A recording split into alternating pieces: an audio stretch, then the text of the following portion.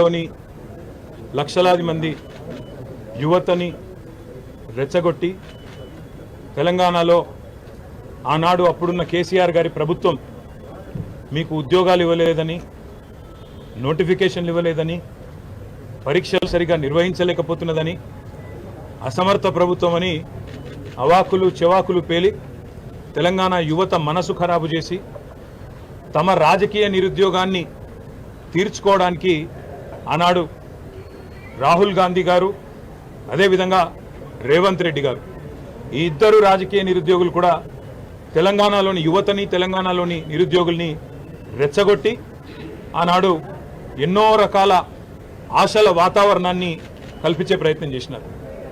పుంకాను పుంకాలుగా పేజీలకు పేజీల నిండా మేము రాగానే 2 లక్షల ఉద్యోగాలు మొదటి సంవత్సరంలోనే మేము నింపుతాము, ప్రభుత్వ ఉద్యోగాలు 2 లక్షల కొలువులు ఇస్తామని చెప్పి పత్రికల్లో full page ads, job calendar అని చెప్పి తేదీలతో సహా ఏ పోస్టుకు ఏ రోజు మేము నోటిఫికేషన్ ఇస్తామని చెప్పి మొత్తం జాబ్ క్యాలెండర్నే నమ్మదగే విధంగా నమ్మబలుకుతూ పుంకాను పుంకాలుగా ఫుల్ పేజ్ యాడ్స్ ఇచ్చినారు. ఈరోజు మొదటి సంవత్సరంలో 2 లక్షల ఉద్యోగాలు ఇస్తామని చెప్పిన కాంగ్రెస్ పార్టీ తమ ఉద్యోగాలు అయితే తెచ్చుకున్నారు. ఇద్దరు రాజకీయ నిరుద్యోగులు, ఒక ఆయననేమో ముఖ్యమంత్రి అయిండు, మరొక ఆయననేమో జాతీయ స్థాయిలో ప్రధాన ప్రతిపక్ష నాయకుడు అయిండు. కానీ తెలంగాణలో ఇస్తానన్న 2 లక్షల ఉద్యోగాలు మాత్రం ఇంతవరకు అతి లేదు, గతి లేదు. ముఖ్యంగా ఒక్క నోటిఫికేషన్ కూడా ఈరోజు వరకు 7 నెలల్లో ప్రభుత్వం ఇవ్వలేదు. ఒక ఉద్యోగం ఇవ్వాలంటే మొదలు నోటిఫికేషన్ ఇవ్వాలి, ఆ తర్వాత పరీక్ష పెట్టాలి, ఆ తర్వాత అవసరమైతే ఇంటర్వ్యూ, ఆ తర్వాత ఎంపిక. కానీ ఈరోజు వరకు ఈ కొత్త ప్రభుత్వం వచ్చిన తర్వాత, కాంగ్రెస్ ప్రభుత్వం వచ్చిన తర్వాత ఒక్కటంటే ఒక్క నోటిఫికేషన్ కానీ, ఒక్కటంటే ఒక జాబ్ కానీ ఇయ్యని మాట వాస్తవం. ఒక్క ఉద్యోగం కూడా ఈరోజు వరకు ఈ ప్రభుత్వం ఇవ్వలేదు. ఇవాళ అశోక్ నగర్లో, దిల్సుఖ్ నగర్లో, అదేవిధంగా ఉస్మానియా యూనివర్సిటీలో పిల్లలు అడుగుతున్నది ఏంది?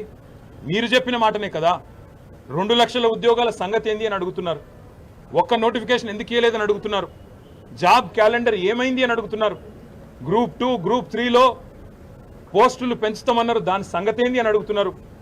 మెగా డిఎస్సి అన్నారు కదా మీరు మొదటి క్యాబినెట్లోనే, ఏమైంది మెగా డిఎస్సి? మీరే చెప్తారు కదా 21,000 ఉద్యోగాలు, 50,000 ఉద్యోగాలని, ఏవి మరి డిఎస్సిలోని ఆ ఉద్యోగాలని చెప్పి పిల్లలు అడుగుతుంటే వారి మీద ఈరోజు మీరు మాట్లాడుతున్న విధానం, ఒక ముఖ్యమంత్రి స్థాయిలో ఉండి ఇంత దౌర్భాగ్యంగా, ఇంత దివాలాకోరుతనంతో మాట్లాడిన మొట్టమొదటి ముఖ్యమంత్రి రేవంత్ రెడ్డి. ఎంత నిర్లక్ష్యంగా, నిర్లజ్జగా, అసలు మోతీలాల్ అంటే ఆయనే ఉద్యోగాలే రాస్తలేడు, ఆయన కూడా నిరాహార దీక్ష చేస్తున్నాడని చెప్పి ఇవాళ మోతీలాల్ అనే తమ్ముడిని అవమానించే విధంగా, గ్రూప్స్కు ప్రిపేర్ అవుతున్న తమ్ముడిని అవమానించే విధంగా మాట్లాడడం.